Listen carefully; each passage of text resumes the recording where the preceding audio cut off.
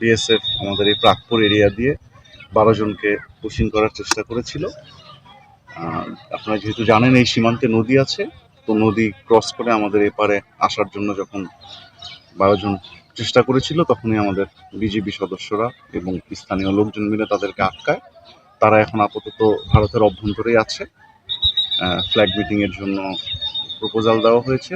Flag মিটিংয়ের জন্য তারা আসবে, আসার পরে তারা যেভাবে পুশিং করেছে ঠিক সেভাবেই তারা এই অবৈধ অনুপ্রবেশকারীদের তাদের দেশে আবার ফেরত নিয়ে যাবে। এই বিষয়ে আপনাদের বার্তাটা আসলে কেমন? আমরা আমাদের পক্ষ থেকে কোনো প্রকার পুশিং একসেপ্ট করব না। RICL TMX, যুগের পর যুগ স্থাপনা থাকে মজবুত। একটাই বার্তা, একসেপ্ট করব না মানে করব না। কুষ্টিয়ায় কি এটি প্রথম পুশিংয়ের? এই কুষ্টিয়া সীমান্তে আপনি জানেন আমার দায়িত্বপূর্ণ এলাকা কুষ্টিয়া মেহেরপুর দুইটা জুড়েই। তো কুষ্টিয়ার সীমান্তে এবারই প্রথম। মেহেরপুরের সীমান্তে বেশ কয়েকবার অ্যাটেম্প নিয়েছি।